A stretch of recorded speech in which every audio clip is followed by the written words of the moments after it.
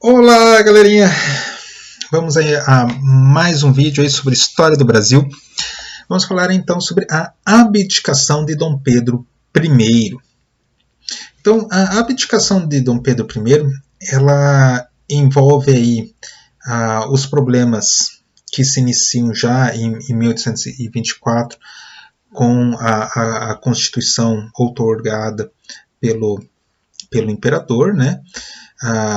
Demonstrando aí um certo desapreço do imperador com relação ao legislativo que havia, né? Estão gerando algumas rivalidades políticas aí. Também está ligada às revoltas aí, né, da Confederação do Equador e da Guerra da Cisplatina. Né? Guerra da Cisplatina, então, Dom João VI, durante sua permanência aqui no Brasil, havia conquistado a província da Cisplatina, que hoje nós conhecemos como o Uruguai. Então, o Uruguai um dia já foi território brasileiro. E durante, então, a partir aí de 1825, você tem a revolta aí, liderada por João Antônio Labarrera, que acaba, então, separando o Uruguai do Brasil. Essa guerra ela foi longa, então ela foi de 1825 até 1828, com as tropas brasileiras só abandonando o Uruguai mesmo em 1830. E ela foi muito impopular, primeiro porque o Brasil perdeu, né, essa guerra, e perdeu gastando muito dinheiro, né? Então, como a gente já falou anteriormente, aí a gente não tinha um exército plenamente formado, né? Boa parte dos que lutaram lá foram, então, os estancieiros rio-grandenses aí, né?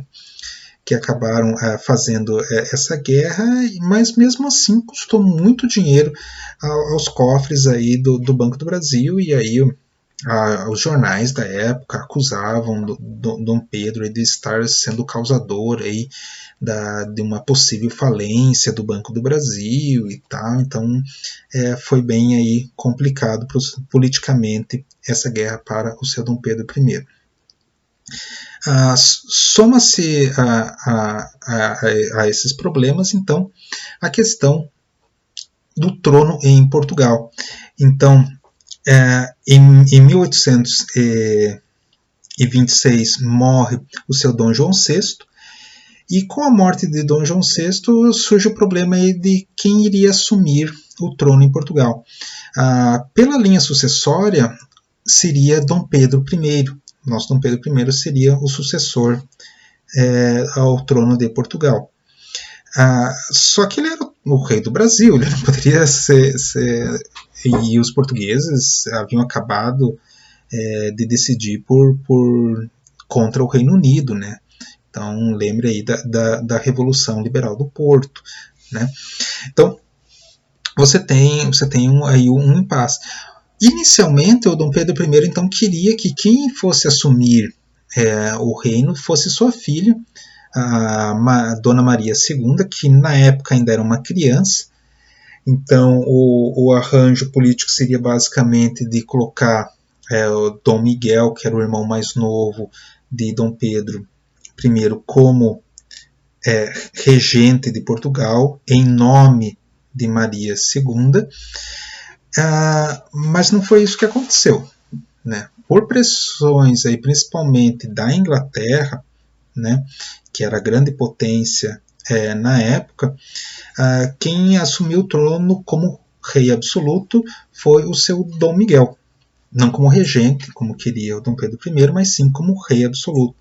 Por que isso? Porque a esposa de Dom Pedro I, ela era da Casa da Áustria, né?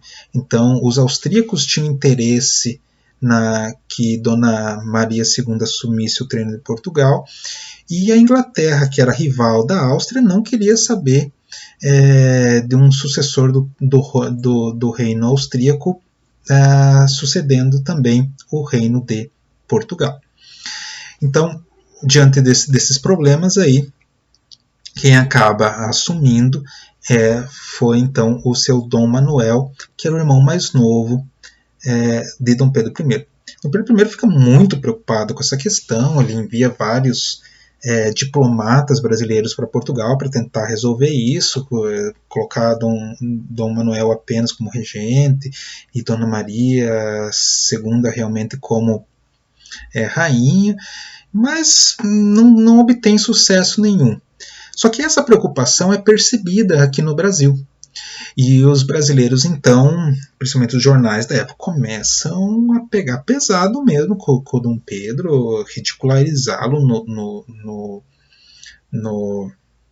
nos jornais, aí, acusando de estar mais preocupado com Portugal e com seus próprios interesses do que realmente com o Brasil, em ser rei do Brasil.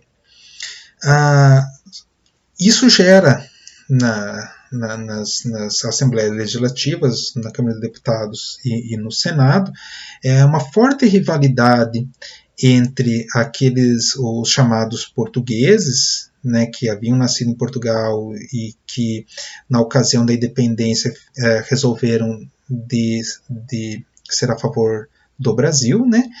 E aqueles que eram chamados farroupilhas, os brasileiros, os exaltados, que muitos deles haviam nascido aqui no Brasil, alguns também haviam nascido em Portugal, mas que tinham negócios mais próximos aqui com o Brasil, e que tinham um nacionalismo mais exacerbado, né? Isso gera uma série de conflitos, então, e que culminam aí na famosa Noite das Garrafadas, né? Onde, após uma viagem de retorno de Minas Gerais, aí Dom Pedro I se depara aí com um conflito nas ruas aí entre portugueses e brasileiros aí, e com garrafas sendo quebradas pelas ruas, etc.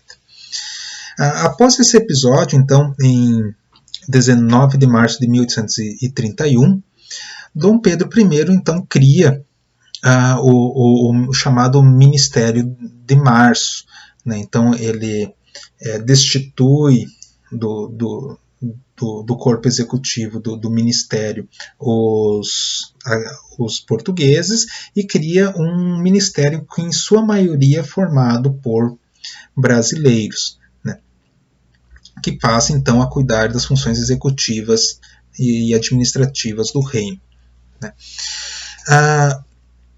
A situação parece melhorar num primeiro momento, mas os ânimos continuam exacerbados, né? E quando ocorre a data de aniversário da Maria II, então, que foi em 4 de abril, há uma manifestação nas ruas e realmente chegam mesmo a ofender a menina, que na época era uma criança, ainda a Maria II, e Dom Pedro I não gosta nada daquilo e pede para que os seus ministros então reprimissem aquelas manifestações com polícia mesmo, né, pedindo para o pessoal ficar quieto. E os ministros se recusam. Eles dizem, não, isso aí é liberdade de expressão, deixa eles falarem o que querem tal, e a situação fica por isso. No dia seguinte, Dom Pedro I, então, destitui o Ministério de Março, né, formado por brasileiros, e tira eles do poder. Na época, então, se tinha toda a questão da comunicação. No outro dia, então, no dia 6 de abril, então, você tem uma nova manifestação pedindo o retorno do Ministério de Março, pedindo o retorno, então, dos brasileiros no corpo ministerial do governo. Diante daquela situação, começa a se juntar populares, começam a se juntar ali os farroupilhas, começam a se juntar ali partes do membro do exército, e Dom Pedro I então vê uma oportunidade de abandonar o Brasil. Então, ele abdica do trono, né, deixando como seu sucessor Dom Pedro II, que também era uma criança na época, né, e acaba retornando aí para Portugal, onde lá ele trava uma guerra civil, né, então leva Portugal a uma guerra civil contra Dom Miguel, vence a guerra e se torna então Dom Pedro IV de Portugal. Então, nosso Dom Pedro I aqui, lá em Portugal, é chamado de Dom Pedro IV. Né? Enquanto isso, aqui no Brasil, o Brasil fica então sob o cargo dos regentes, né? Que eram então os tutores aí do Dom Pedro II. Mas aí é outra história. Tchau, galerinha. Até mais.